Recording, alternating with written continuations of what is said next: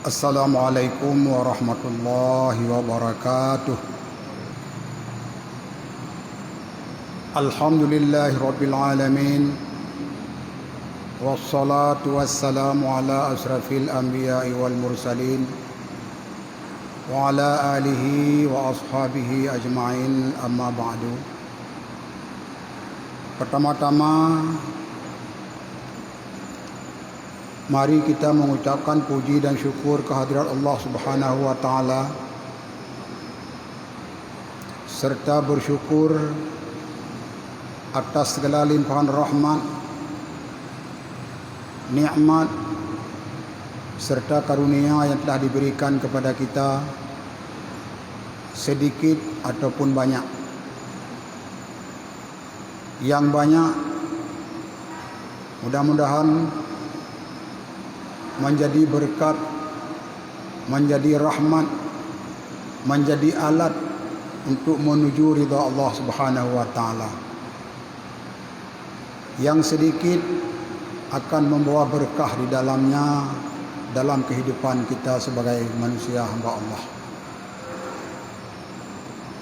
Selawat beriring salam ke pangkuan junjungan Nabi besar Muhammad sallallahu alaihi wasallam yang telah berjuang untuk membawa umat manusia menuju bahagia dunia dan akhirat. Selanjutnya, mari pula kita tingkatkan ketakwaan kita kepada Allah Subhanahu wa taala dengan melaksanakan segala perintahnya dan meninggalkan segala larangannya. Mudah-mudahan kita akan mendapat kemenangan dunia dan akhirat. Kaum muslimin, sidang jamaah Jumaat yang dirahmati Allah, kita pada saat ini berada pada salah satu bulan yang mulia, yaitu kita berada dalam bulan Rajab, di mana dalam bulan ini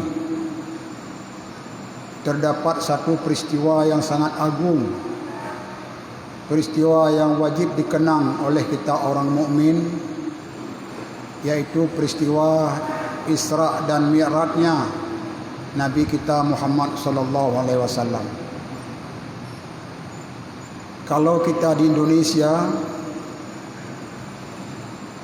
Isra Mi'raj terjadi pada tanggal 27 Rajab. Maka terhitung hari ini ke tanggal 27 Rajab nanti kira-kira ada 6 hari lagi. Maka pada hari yang berbahagia ini kita singgung sedikit menyangkut dengan peristiwa Isra dan Mi'raj tersebut. Hadirin sidang jamaah Jumaat yang dirahmati Allah, Isra berjalan di malam hari dari Masjidil Haram di Mekah ke Baitul Maqdis di Palestina, yang jauhnya mencapai hampir 2000 km. Tapi Nabi kita Muhammad sallallahu alaihi wasallam berjalan pada malam tersebut dengan malaikat Jibril hanya menempuh dengan 4 langkah saja. Beliau berangkat dari Masjidil Haram menuju ke Baitul Maqdis dengan menaiki kenderaan burak.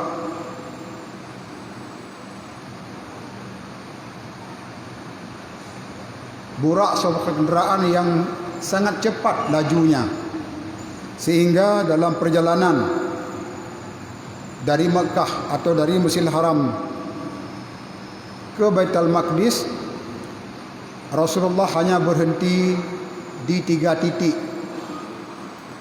Yang pertama, beliau berhenti di Yasrib. Kemudian Yasrib ditukar nama menjadi Madinatul Munawwarah ketika Nabi kita hijrah ke situ.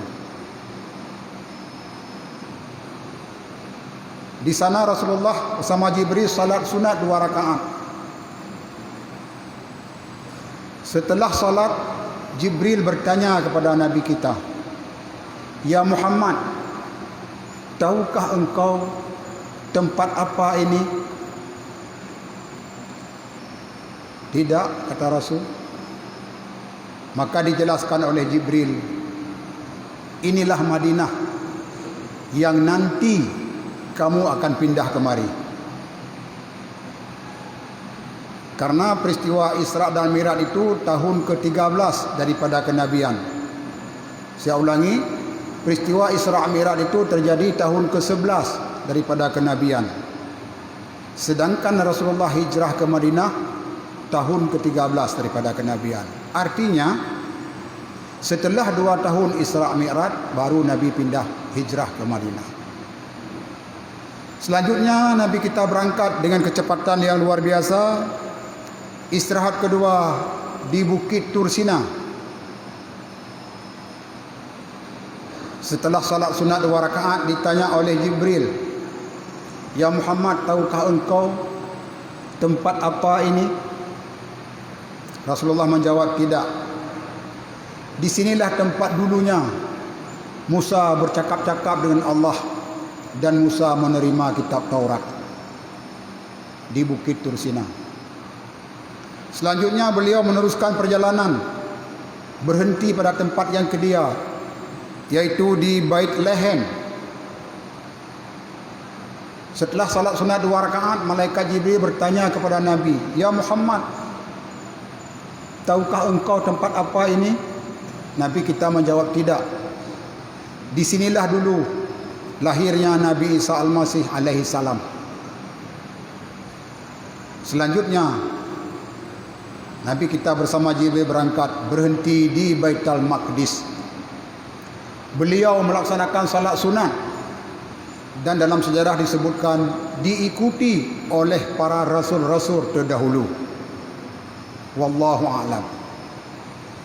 Selanjutnya Nabi kita naik ke langit melalui Mi'raj, tangga, dengan kecepatan yang luar biasa, menembus langit pertama, kedua, ketiga sampai ketujuh, melewati Sidratul Muntaha, melewati Zuhruf, sampai akhirnya Nabi kita berada di bawah Arasy. Itu namanya Mi'raj. Dan itu terjadi pada sebahagian malam, bukan pada satu malam. Hanya terus malam kejadiannya, hanya sebahagian malam. Lalu setelah Rasulullah menerima salat yang kita lakukan sekarang 5 waktu sehari semalam, beliau turun dengan cepat, akhirnya sampai ke Baitul Maqdis. Selanjutnya kembali lagi ke Makkah. Sebelum subuh beliau sudah sampai di Makkah. Hadirin sidang jamaah Jumat yang dirahmati Allah, peristiwa Isra Mi'raj kita tinjau dari 3 segi. Yang pertama, dari segi sejarah. Sejarah dibangkitkan para rasul-rasul oleh Allah Subhanahu wa taala. Rasul-rasul dahulu sebelum bangkitnya Nabi Muhammad sallallahu alaihi wasallam, mereka dibekali dengan mukjizat-mukjizat. Apa itu mukjizat? Pekerjaan yang luar biasa yang terdapat pada diri seorang rasul untuk menguatkan kerasulannya.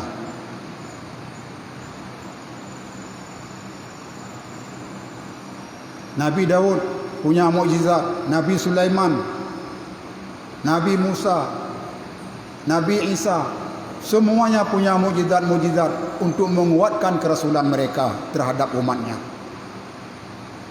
Nabi kita Muhammad sallallahu alaihi wasallam juga diberi mukjizat oleh Allah Subhanahu wa taala dengan mukjizat yang sangat banyak. Salah satunya peristiwa Isra dan Mi'raj. Salah satu mukjizat Nabi Muhammad yang lain yang tidak disebutkan pada hari ini. Yang kita bahas hari ini salah satu mukjizatnya yaitu Isra dan Mi'raj. Isra dan Mi'raj ini juga sebagai penghibur bagi Nabi kita Muhammad sallallahu alaihi wasallam. Gepu senang oleh Allah.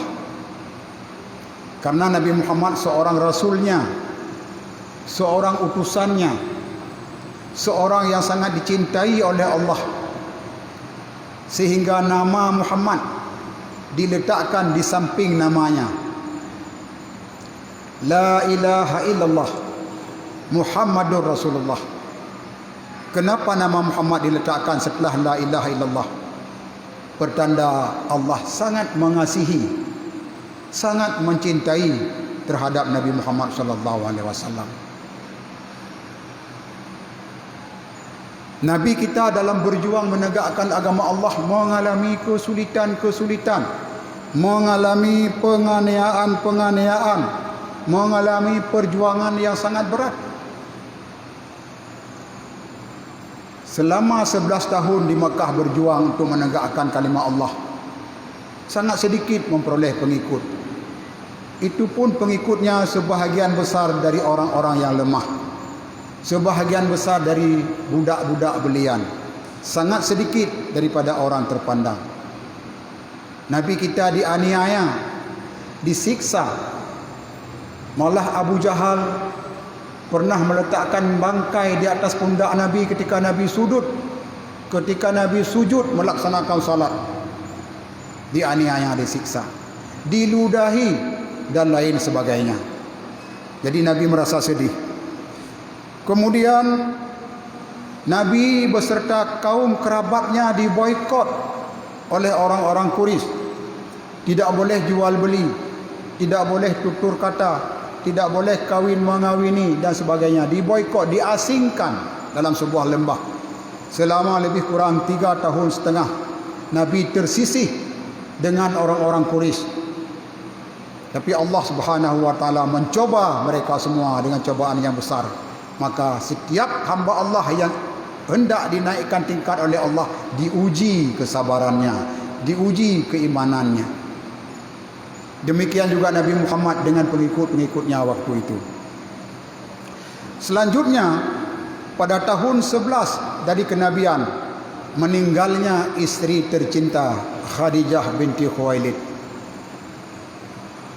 Kita ketahui Khadijah binti Khuwailid adalah istri Rasulullah yang pertama.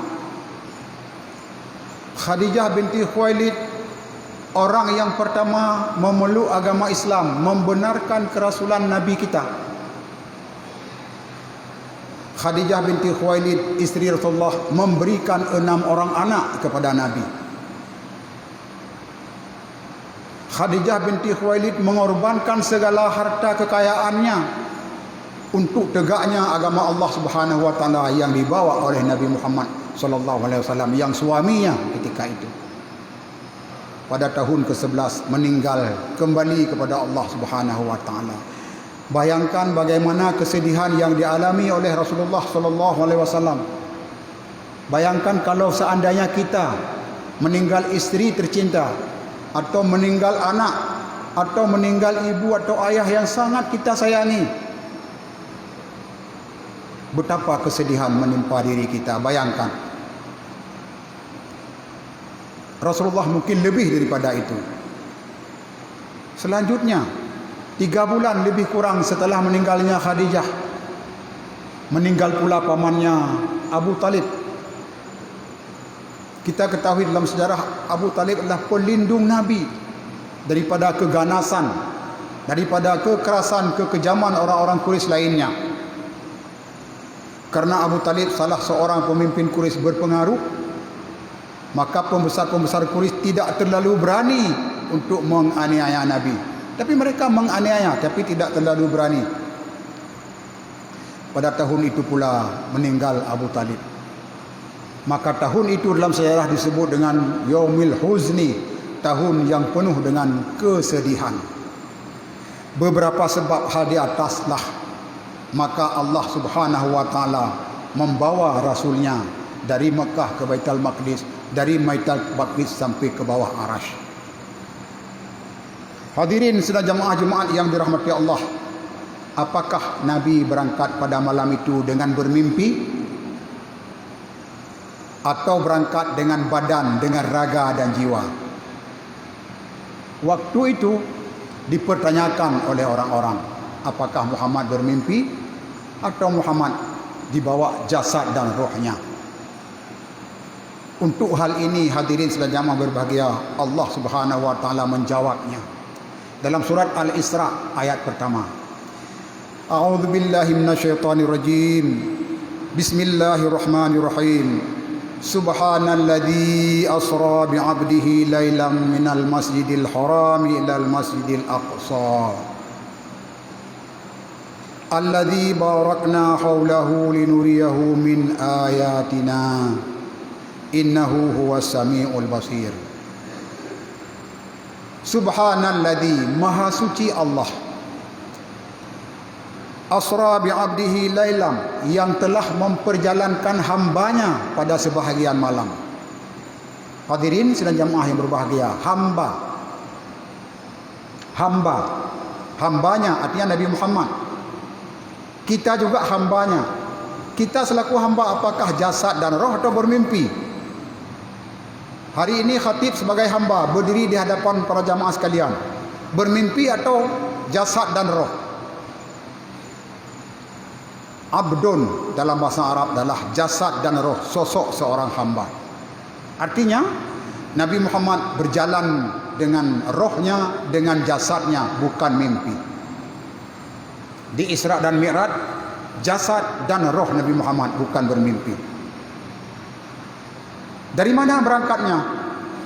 Minal Masjidil Haram, dari Masjidil Haram di Makkah, ilal Masjidil Aqsa di Palestina, yaitu di Baitul Maqdis.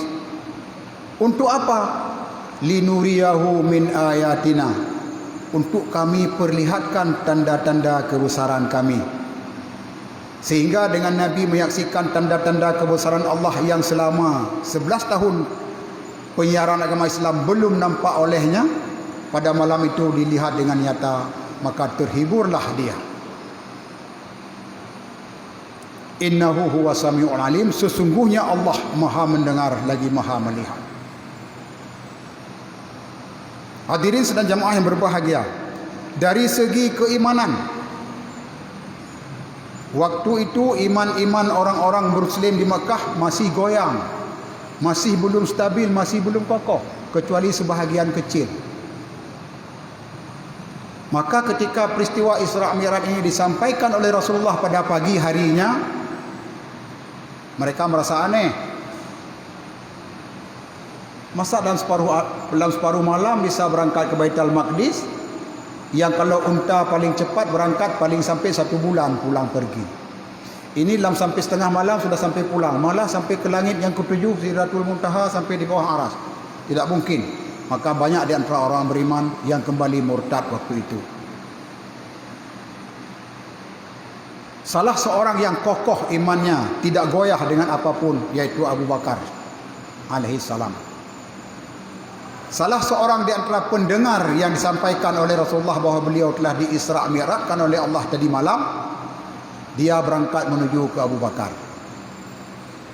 Setelah bertemu dengan Abu Bakar, ditanya, "Ya Abu Bakar, sahabatmu telah menceritakan kepada kami bahawa dia telah berangkat ke Baitul Maqdis tadi malam, telah naik ke langit ke-7, melewati Sidratul Muntaha, sampai ke bawah aras, kemudian turun kembali, dan pagi ini dia sudah sampai di hadapan kita. Menurut kamu bagaimana?" Menurut kamu bagaimana? Lalu Abu Bakar menjawab, "Apakah benar demikian yang telah disampaikan oleh Muhammad? Apakah dia sendiri yang menyampaikan demikian?" "Ya, Muhammad yang menyampaikan demikian." Apa jawab Abu Bakar? "Kalau itu berita yang disampaikan oleh Muhammad, aku mempercayainya walaupun lebih jauh dari itu." Maka ketika itulah Abu Bakar digelar dengan Abu Bakar Siddiq.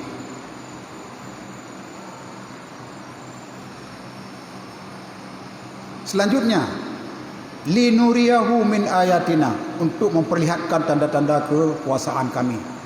Dalam perjalanan dari Mekah ke Baitul Maqdis, Rasulullah sallallahu alaihi wasallam melihat beberapa kejadian yang aneh-aneh.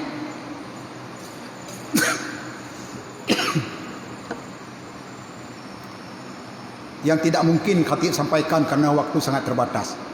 Kemudian ketika Rasulullah naik ke langit, diperlihatkan oleh Allah syurga-syurga yang indah, yang semua syurga itu diciptakan oleh Allah untuk orang-orang yang takwa. Diperlihatkan neraka-neraka oleh Allah, yang neraka itu disediakan untuk orang-orang yang ingkar kepada Allah. Diperlihatkan beberapa tanda-tanda kebesaran lainnya sehingga Nabi kita merasa terhibur. Yang ketiga, dari segi ibadah. Ibadah pokok bagi kita orang mukmin ada 5, sebagaimana tersebut dalam rukun Islam yang 5. Salah satu di antara 5 yaitu melaksanakan solat 5 waktu sehari semalam. Solat ini dijemput langsung oleh Rasulullah sallallahu alaihi wasallam ke hadirat Allah Subhanahu wa taala. Di mana dijelaskan bahawa solat yang diwajibkan kepada kita yang pertama 50 waktu. Kemudian dengan berulang balik Rasulullah memohon izin kepada Allah Subhanahu wa taala, mohon dikurangi. Akhirnya dikurangi, tinggallah salat yang 50 waktu itu menjadi 5 waktu seperti yang kita lakukan sekarang ini. Hadirin sedang jamaah yang berbahagia, salat 5 waktu merupakan kunci untuk masuk syurga seseorang hamba Allah yang beriman. Maka oleh karenanya salat 5 waktu jangan tinggal dalam kehidupan kita. Wa ala salawatihim yuhafidun. Orang-orang yang menjaga, orang-orang yang memelihara salat 5 waktu. Kewajiban bagi kita pribadi, salat 5 waktu jangan ditinggalkan.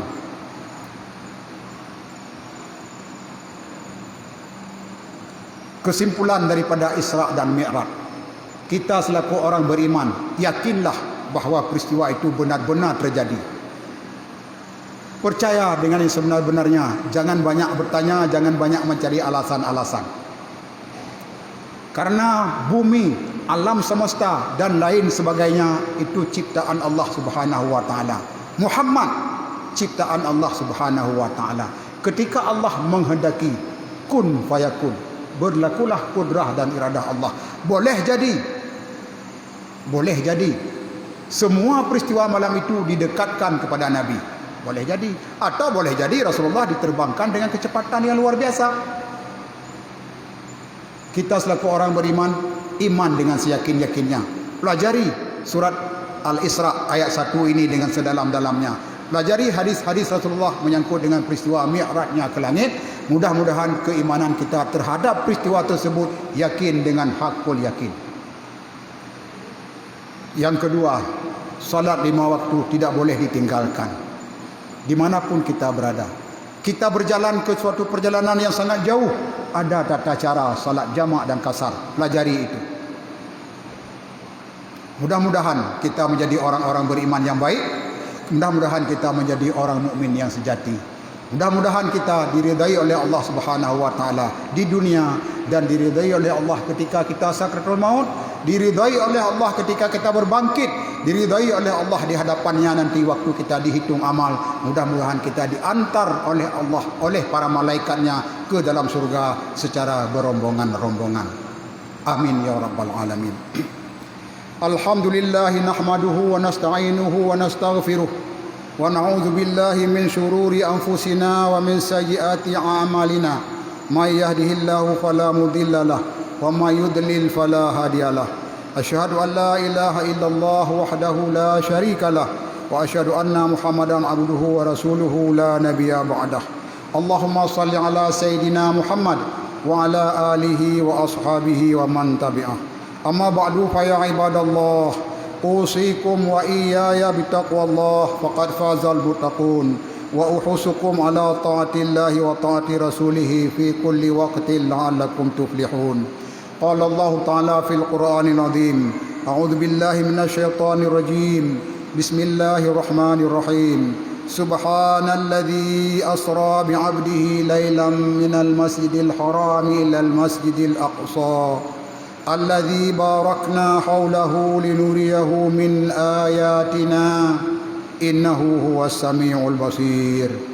بارك الله لي ولكم في القرآن العظيم ونفعني وإياكم بما فيه من الآيات والذكر الحكيم وتقبل مني ومنكم تلاوته إنه هو الغفور الرحيم.